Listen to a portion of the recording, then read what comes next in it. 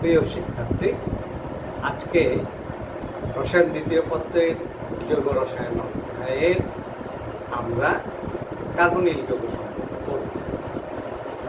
Carbonyl যৌগটা কি?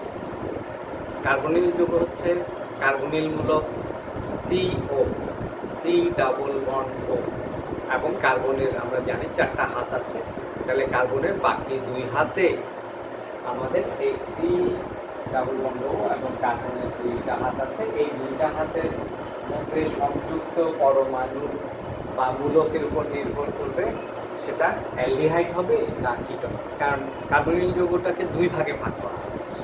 তাইলে এক হাতে যদি হাইড্রোজেন, অন্য হাতে হাইড্রোজেন বা অ্যালকাইল মূলক বা অ্যারাইল মূলক থাকে, তাহলে আমরা সেটাকে অ্যালডিহাইড। আর যদি কার্বনিল মূলকের 2টা যোজনেই, কার্বনের 2 হাতেই যদি অ্যালকাইল মূলক বা অ্যারাইল মূলক থাকে, তাদেরকে আমরা কিটোন বলি। এই অ্যালডিহাইডের নামে শেষে অ্যালকেনের নাম থেকে ই বাদ দিয়ে আল যোগ হবে, AL, বাংলায় সরেয়া জফলা আকার ল, আল যোগ। তাহলে মিথেনের থেকে লাস্টে ইংরেজিতে নামে ই আছে, সেইটা বাদ দিয়ে AL যুক্ত হলে মিথানল, সেরকম ইথানল, প্রোপানল, এইভাবে। তাইলে অ্যালডিহাইডের নামকরণে নামের শেষে আল যুক্ত। আর কিটোনের বেলায় সিও মূলকটা মাঝখানে থাকবে। সিও মূলকের 2 পাশে 2 হাতে অ্যালকাইল মূলক থাকতে পারে, অ্যালডিহাইড কার্বনিল মূলকের 2 হাতে অ্যালকাইল মূলক থাকতে পারে, অথবা অ্যারাইল মূলক, অর্থাৎ মিথাইল মূলক থাকতে পারে, অথবা আমাদের ফিনাইল মূলক। যদি 2টাই মিথাইল মূলক থাকে, তাহলে এটাও একটা মিথাইল মূলক, এটাও মিথাইল মূলক থাকলে তাহলে 1 কার্বন 2 কার্বন 3 কার্বন, তাহলে প্রোপানন। আর যদি এটা আমাদের অ্যারাইল মূলক থাকে, মানে ফিনাইল মূলক থাকে, তাহলে এটা হবে অ্যাসিটোফেনন অথবা মিথাইল ফিনাইল কিটোন। তাহলে এইভাবে আমাদের নামের শেষে ওন যুক্ত করা হচ্ছে, প্রোপানন, বিউটানন, পেন্টানন ইত্যাদি। এই সিও মূলকের অবস্থানের উপরে নির্ভর করে 1, 2 এরকম করে করা হয়। প্রোপাননে 2 কার্বনের মাঝখানে সিও থাকে, আর বিউটাননের মধ্যে 2 কার্বনের মাঝখানে থাকতে পারে, 2 নম্বর কার্বনটা সিও হতে পারে, তাহলে তখন সেটাকে আমরা বিউটানন 2 বলবো।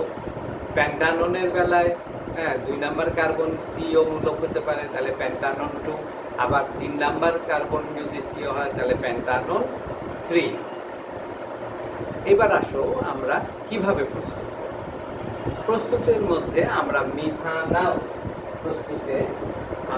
মিথানলকে কপারের সাথে 500 ডিগ্রি সেন্টিগ্রেডে অক্সিজেন দ্বারা জারিত করলে মিথানল এবং পানি, অথবা আরেকটা করতে পারে ক্যালসিয়াম মিথানয়েড অথবা ক্যালসিয়াম ফরমেটকে পাতল করলে মিথানল এবং ক্যালসিয়াম কার্বন। তাহলে কি হচ্ছে, অ্যালকোহলকে কপারের উপস্থিতিতে 500 ডিগ্রিতে জারিত করা মানে কি, অক্সিজেনের সাথে যুক্ত জারিত করলে আমরা মিথানল পাবো আর পানি। আর ক্যালসিয়াম ফরমেট তাকে পাতল করলে আমরা মিথানল এবং ক্যালসিয়াম কার্বন। তাহলে মিথানল আমরা এইভাবে প্রস্তুত করতে পারছি। তাহলে মিথানলকে জারিত করে মিথানল, অথবা ক্যালসিয়াম মিথানয়েড বা ক্যালসিয়াম ফরমেটকে পাতল করে আমরা মিথানল ক্যালসিয়াম কার্বন।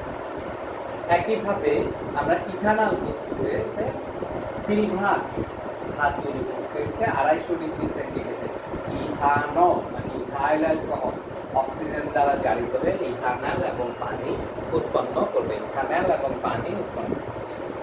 এটা একটা পদ্ধতি। আরেকটি পদ্ধতি হচ্ছে তীব্র জারক পটাশিয়াম ডাইক্রোমেট আর সালফিউরিক অ্যাসিড।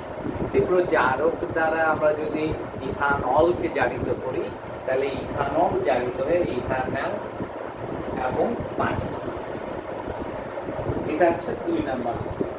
আরেকটা হচ্ছে ইথাইন 2% মার্কারি সালফেট 20% সালফিউরিক অ্যাসিডের উপস্থিতিতে পানির সাথে যদি বিক্রিয়া করে তাহলে প্রথমে হবে ভিনাইল অ্যালকোহল। সেই ভিনাইল অ্যালকোহলটা পারমাণবিক পুনর্বিন্যাস, অর্থাৎ এখানে যে এইচটা আছে সেটা এখানে চলে আসে, পারমাণবিক পুনর্বিন্যাসের ফলে ইথানল। তাইলে আমাদের 2% মার্কারি সালফেট 20% সালফিউরিক অ্যাসিড এর সাথে আমাদের ইথাইন বিক্রিয়া করে পানির সাথে বিক্রিয়া করে ইথানল তৈরি। আরেকটি আছে পদ্ধতি ক্যালসিয়াম ইথানোয়িক অ্যাসিডের থেকে আসছে, তো সেই জন্য ক্যালসিয়াম ইথানয়েড, আর মিথানোয়িক অ্যাসিড থেকে এই দুটোটা আসছে মিথানয়েড। তাহলে ক্যালসিয়াম ইথানয়েড আর ক্যালসিয়াম ইথানয়েডের মিশ্রণকে আমরা যদি পাতন করি তাহলে আমরা পাবো ইথানল এবং ক্যালসিয়াম কার্বন, ইথানল এবং ক্যালসিয়াম কার্বন। তাহলে আমরা কি পেলাম? ইথানল পেলাম মিথানল থেকে, ইথানল পেলাম ইথানল থেকে। একইভাবে আমরা প্রোপানন মানে কিটোন, কিটোন আমরা পাবো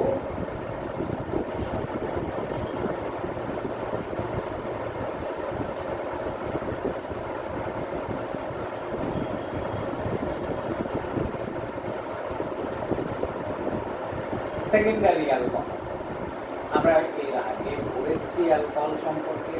সেকেন্ডারি অ্যালকোহল মানে প্রোপানল 2, এইটাকে আমরা তীব্র জারক পটাশিয়াম ডাইক্রোমেট আর সালফিউরিক অ্যাসিড দ্বারা যদি আমরা জারিত করি তাহলে আমরা পাবো প্রোপানন। তাহলে 2 ডিগ্রি অ্যালকোহল বা সেকেন্ডারি অ্যালকোহলকে তীব্র জারক পটাশিয়াম ডাইক্রোমেট আর সালফিউরিক অ্যাসিড দ্বারা জারিত করলে আমরা পাবো প্রোপানন। আরেকটি পদ্ধতি হচ্ছে ক্যালসিয়াম ইথানয়েড। ক্যালসিয়াম ইথানয়েডকে আমরা যদি পাতন করি তাহলেও আমরা প্রোপানন পাবো। ক্যালসিয়াম ইথানয়েডকে পাতন করলে আমরা প্রোপানয়েড পাবো। আরেকটা হচ্ছে ইথাইন থেকেও পাবো। ইথাইনকে আমরা ইথাইন থেকে ইথানল পেয়েছি, সেভাবে ইথাইন থেকেও পাবো। ইথাইন পানির উপস্থিতিতে আমাদের যদি এর সাথে বিক্রিয়া করে জিঙ্ক অক্সাইড,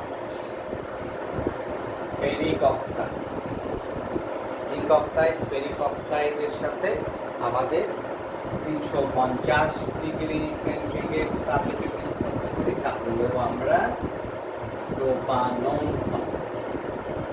তাইলে আমরা কি পাচ্ছি? 2 ডিগ্রি অ্যালকোহলকে তীব্র জারক দ্বারা জারিত করে প্রোপানন পাচ্ছি। আবার আমরা ক্যালসিয়াম অ্যাসিডেট বা ইথানয়েডকে পাতন করে প্রোপানন পাচ্ছি। আবার আমরা পাচ্ছি কি ইথাইনকে জিঙ্ক অক্সাইড আর ফেরিক অক্সাইডের মিশ্রণ দ্বারা আমরা ইথাইনের সাথে পানি যুক্ত করে ইথানল আমরা পাচ্ছি। ঠিক আছে? তাহলে এই তিনটা, তাহলে আমরা কি পেলাম? মিথানল প্রস্তুত করতে পারলাম, এইটা ইথানল, ইথানল প্রস্তুত হলো, এবং প্রোপানন, প্রোপানন। তাহলে আমরা অ্যালডিহাইড কিটোন 2 প্রকার কার্বনিক যৌগকে আমরা অ্যাসিড অ্যালকোহল থেকে পাবো। অ্যালকোহলের থেকে যেরকম মিথানল পেলাম মিথাইল অ্যালকোহল থেকে, ইথানল পেলাম ইথাইল অ্যালকোহল থেকে, এবং প্রোপানন পেয়েছি আমরা 2 ডিগ্রি অ্যালকোহল অর্থাৎ প্রোপানল 2 থেকে। এবার আসো আমরা দেখো কার্বনিক যৌগের এবং অ্যালকিনের মধ্যে কার্বন কার্বন দ্বিবন্ধন আছে। অ্যালকিনে কার্বন কার্বন দ্বিবন্ধন আছে, কার্বনিক যৌগে কার্বন অক্সিজেনের সাথেও দ্বিবন্ধন আছে। এখানে একটি পাই বন্ধন, একটি সিগমা বন্ধন, এখানেও একটি পাই বন্ধন, একটি সিগমা বন্ধন আছে। তাহলে যেহেতু এদের একটি পাই বন্ধন একটি সিগমা বন্ধন আছে তাহলে তাদের বৈশিষ্ট্যেরও মিল থাকার কথা, হ্যাঁ, কিন্তু দেখা যাচ্ছে এখানে বৈশিষ্ট্যের মিল নাই। এখানে আছে কি কার্বন কার্বন দ্বিবন্ধন, আর এখানে আছে কার্বন অক্সিজেন দ্বিবন্ধন। তাহলে অক্সিজেনের তড়িতের ঋণাত্মকতার মান কার্বন থেকে অনেক বেশি, ফলে কি হচ্ছে বন্ধন ইলেকট্রনগুলি অক্সিজেনের দিকে ঝুঁকে যাচ্ছে, ফলে এইখানে কার্বনের উপরে একটা আংশিক প্লাস আর অক্সিজেনের এখানে আংশিক মাইনাস তৈরি হচ্ছে। এই ক্ষেত্রে অর্থাৎ অ্যালকিনের বেলায় অর্থাৎ কার্বন কার্বন দ্বিবন্ধনের বেলায় আমাদের কি হচ্ছে, কার্বন কার্বন দ্বিবন্ধনের বেলায় আমাদের ইলেকট্রোফিলিক যুক্ত বিক্রিয়া হচ্ছে, ইলেকট্রোফিলিক যুক্ত বিক্রিয়া। আর কার্বনিক যৌগের বেলায় হচ্ছে নিউক্লিওফিলিক যৌগ বিক্রিয়া। এখানে ইলেকট্রোফিলিক যৌগ বিক্রিয়া করবে ইলেকট্রোফিলিক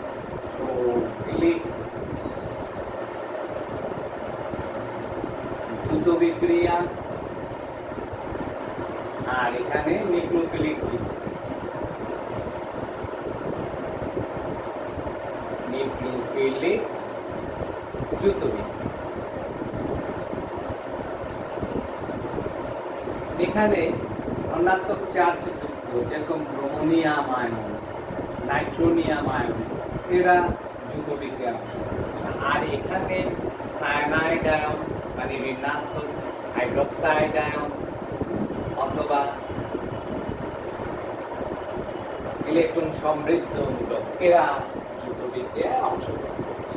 তাইলে এখানে হচ্ছে অ্যালকিনে হচ্ছে ইলেকট্রোফিলিক যৌগ বিক্রিয়া, আর কার্বনিল যৌগে হবে নিউক্লিওফিলিক যৌগ বিক্রিয়া। তাহলে অ্যালকিনে মনে করো আমরা অ্যালকিনের সাথে যখন ব্রোমিন যুক্ত হচ্ছে,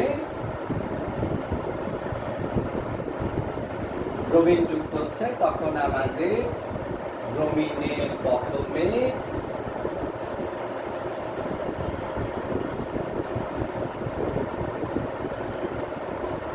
এখানে প্লাস চার্জ হয়ে কার্বনিয়াম আয়ন, কার্বনিয়াম আয়ন এইটা ভাঙছে ব্রোমোনিয়াম আয়ন এবং ব্রোমাইড আয়ন, ব্রোমোনিয়াম আয়ন এবং ব্রোমাইড আয়নে দুই ভাগে ভাঙছে। এইখানে পরবর্তীতে এই ব্রোমাইড আয়নটা এই জায়গায় এসে যুক্ত হচ্ছে। তাহলে এখানে হচ্ছে অ্যালকিনে হচ্ছে ইলেকট্রোফিলিক প্রতিস্থাপন, অ্যালকিনে হচ্ছে ইলেকট্রোফিলিক প্রতিস্থাপন, আর কিটোনে মানে কার্বনিল যৌগে অ্যালডিহাইড বা কিটোন কেটোনিয়ান ফ্যাক্টরিতে কার্বনিল যৌগে হবে নিউক্লিওফিলিক প্রতিস্থাপন বিক্রিয়া। নিউক্লিওফাইল কারা মানে কেন্দ্রাকর্ষী বিকারক কারা, সায়ানাইড, হাইড্রোক্সাইড, অ্যামোনিয়া ইত্যাদি, অর্থাৎ যারা ঋণাত্মক চার্জ যুক্ত অথবা একজোড়া নিঃসঙ্গ ইলেকট্রন বহন করে তাদেরকে আমরা নিউক্লিওফাইল বা কেন্দ্রাকর্ষী বিকারক বলে থাকি। তাহলে এখানের একটি উদাহরণে আমরা আসি। তাইলে এটার সাথে ধরো এটা অ্যালডিহাইড ইথানল, এই ইথানলের সাথে হাইড্রোজেন সায়ানাইড যখন যুক্ত হয় তাইলে এটা প্লাস অংশ, এটা মাইনাস অংশ। তাহলে এই প্লাস অংশটা এর সাথে আর এই মাইনাস অংশটা এই কার্বনের সাথে যুক্ত হবে। তাহলে এখানে এই মাইনাস অংশ অর্থাৎ সায়ানাইড আয়নটা এটা হচ্ছে কি নিউক্লিওফাইল বা কেন্দ্রাকর্ষী বিকারক, সে কি করছে কার্বনিল মূলকের ধনাত্মক কার্বনকে আক্রমণ করছে, কার্বনিল মূলকের ধনাত্মক কার্বনকে আক্রমণ করে সেখানে সায়ানাইড যুক্ত হচ্ছে। আর অক্সিজেনের যে ঋণাত্মক প্রান্ত অর্থাৎ আংশিক ঋণাত্মক আছে সেখানে হাইড্রোজেনটা যুক্ত হচ্ছে, যুক্ত হয়ে এই একটা যুত যৌগ তৈরি করেছে।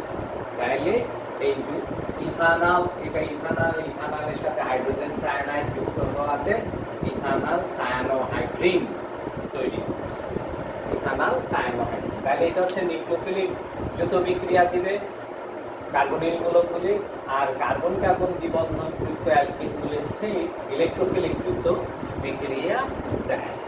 এখন কথা হচ্ছে আমাদের অ্যালডিহাইড আর কিটোনের মধ্যে কে বেশি সক্রিয় হবে নিউক্লিওফিলিক যৌগ বিক্রিয়া, অ্যালডিহাইড এবং কিটোনের মধ্যে কে বেশি সক্রিয় হবে নিউক্লিওফিলিক যৌগ বিক্রিয়া, সেটা আমাদের দেখি আমরা তাদের গঠন। মিথানল। মিথানলে কি আছে? কার্বন, অক্সিজেন, এখানে হাইড্রোজেন, এখানে হাইড্রোজেন। ইথানল, এখানে হাইড্রোজেন, এখানে CH3। প্রোপানন, এখানে CH3, CH3। এখানে আংশিক প্লাস, আংশিক মাইনাস, এখানে আংশিক প্লাস, এখানে আংশিক মাইনাস, প্লাস মাইনাস। তাইলে কার্বনিল মূলকের কার্বনের ধনাত্মকতার উপর নির্ভর করবে নিউক্লিওফিলিক যৌথ বিক্রিয়া কতখানি সক্ষম। তাইলে দেখা যাচ্ছে ধনাত্মক চার্জ যত বেশি কার্বনের উপরে ঘনত্বটা বেশি থাকবে, ততই নিউক্লিওফাইল বা কেন্দ্রাকর্ষী বিকিরণ তাকে আকর্ষণ করবে। তাইলে দেখো মিথানল, মিথানলের কার্বনের সাথে দুইটা হাইড্রোজেন যুক্ত আছে। ইথানলে একটা হাইড্রোজেন যুক্ত আছে, একটা মিথাইল মূলক আছে। আবার এখানে কি আছে? প্রোপাননে দুইটা মিথাইল মূলক আছে। এখানে কার্বনের সাথে যখন নিউক্লিওফাইল আক্রমণ করবে, এই সহজে এই কার্বনের সাথে যুক্ত হয়ে যেতে পারবে। আর ইথানলের বেলায় আমাদের কি হচ্ছে? এর সাথে যুক্ত আছে কি? কার্বনিল মূলকের সাথে যুক্ত আছে কি? মিথাইল মূলক। মিথাইল মূলকটা হচ্ছে ইলেকট্রন যোগানদানকারী মূলক। আমরা বেঞ্জিনের অন্তঃবেলায় পড়েছি, হ্যাঁ, মিথাইল মূলকটা হচ্ছে ইলেকট্রন যোগানদানকারী। তাইলে এই বন্ধন ইলেকট্রন এর দিকে ঠেলে, তাহলে এখানে যে ইলেকট্রনের ঘাটতি হয়েছিল, সেই ঘাটতিটা এখান থেকে এসে ঘনত্বটা পূর্ণ হবে। তাহলে ঘনত্ব পূর্ণ হলে সেখানে নিউক্লিওফাইল আক্রমণ করার ক্ষেত্র কমে যায়। আর প্রোপানন বা কিটনের বেলায় কি হচ্ছে? কিটনের বেলায় দুইটা মিথাইল মূলক আছে, এখানে যখন একটা নিউক্লিওফাইল আক্রমণ করতে আসবে, তখন কি হচ্ছে? এই কার্বনের ধনাত্মকতা হ্রাস পেয়ে গেছে, কারণ এই মিথাইল মূলক ইলেকট্রন এর দিকে ঠেলে দিচ্ছে, এই মিথাইল মূলক ইলেকট্রন ওর দিকে ঠেলে দিচ্ছে, তাহলে ধনাত্মকতা হ্রাস পেয়েছে। আবার কি হচ্ছে? যেহেতু এখানে কি অ্যালকাইল মূলক আছে, অ্যালকাইল মূলকগুলি স্থানিক বাধা সৃষ্টি করবে। যখন কোনো নিউক্লিওফাইল এখানে আগমন করবে, তখন অ্যালকাইল মূলকগুলি এখানে স্থানিক বাধা সৃষ্টি হবে। তাহলে এর সাথে যদি আমাদের সায়ানাইড আসতে চায়, সায়ানাইড যুক্ত হতে চায়, তখন এই অ্যালকাইল মূলকগুলি স্থানিক বাধা,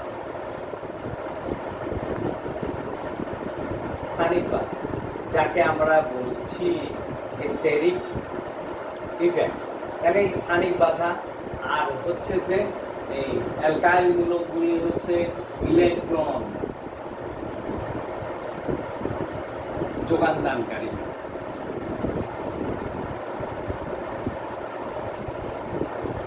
তাহলে ইলেকট্রন যোগানদানকারী মূলক যদি থাকে আর স্থানিক বাধা যদি সৃষ্টি হয়, একাধিক অ্যালকাইল মূলক যদি থাকে, তাহলে স্থানিক বাধা সৃষ্টি হবে ইলেকট্রন যোগানদানকারী মূলকের কারণে। আর অ্যালকাইল মূলকের, একাধিক অ্যালকাইল মূলকের স্থানিক বাধার কারণে আমাদের কিটোনটা কি হচ্ছে? কিটোনটা সক্রিয়তা কম হচ্ছে। অর্থাৎ নিউক্লিওফিলিক যৌথ বিক্রিয়া অ্যালডিহাইড অধিক সক্রিয়, কিটোনটা হচ্ছে কম সক্রিয়। তাহলে এই ক্ষেত্রে এই দুইটা অ্যালডিহাইড, একটা হচ্ছে মিথানল আর ইথানল। তাহলে মিথানল অধিক সক্রিয়, কারণ মিথানলের কার্বনিল মূলকের সাথে কোনো ইলেকট্রন যোগানদানকারী মূলক নাই, মানে কোনো অ্যালকাইল মূলক যুক্ত নাই। কিন্তু ইথানলের সাথে একটা আছে, তাহলে এখানে স্থানিক বাধা কিছুটা আছে, আর এখানে আমাদের কার্বনিল মূলকের কার্বনের ধনাত্মকতা কিছুটা হ্রাস পেয়েছে। আর প্রোপাননে এসে দেখা যাচ্ছে দুইটা অ্যালকাইল মূলক থাকাতে কার্বনের ধনাত্মকতা আরও বেশি হ্রাস পেয়েছে, এবং অ্যালকাইল মূলকের উপস্থিতিতে এই সায়ানাইড মূলক এখানে আক্রমণ করতে বা হাইড্রোক্সাইল মূলক অথবা অ্যামিনো মূলক এরা আক্রমণ করতে এখানে বাধার সৃষ্টি হচ্ছে। এই বাধাটাকে স্থানিক বাধা। তাহলে আমাদের মিথানল, তারপরে ইথানল,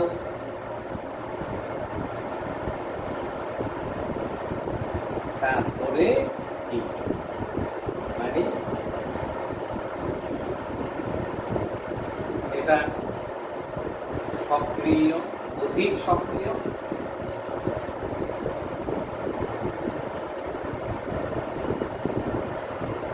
এটা সক্রিয়, এটা কম সক্রিয়। তাহলে আমাদের কি হচ্ছে, মিথানল কিটোন থেকে অধিক সক্রিয়, ইথানল থেকে অধিক সক্রিয়, আবার ইথানল আর কিটোনের মধ্যে ইথানল অধিক সক্রিয়, কিটোন কম সক্রিয়। তাহলে নিউক্লিওফিলিক যৌথ বিক্রিয়ায় আমাদের অ্যালডিহাইড অধিক সক্রিয়, নিউক্লিওফিলিক যৌথ বিক্রিয়ায় অ্যালডিহাইড অধিক সক্রিয় হবে। তাহলে এই দুইটার মধ্যে আমরা যখন তুলনা করব, তাহলে অ্যালডিহাইড হবে নিউক্লিওফিলিক যৌথ বিক্রিয়া বা কেন্দ্রাকর্ষী যৌথ বিক্রিয়ায় অধিক সক্রিয় মূলক, আর কিটোনটা হচ্ছে কম সক্রিয় মূলক।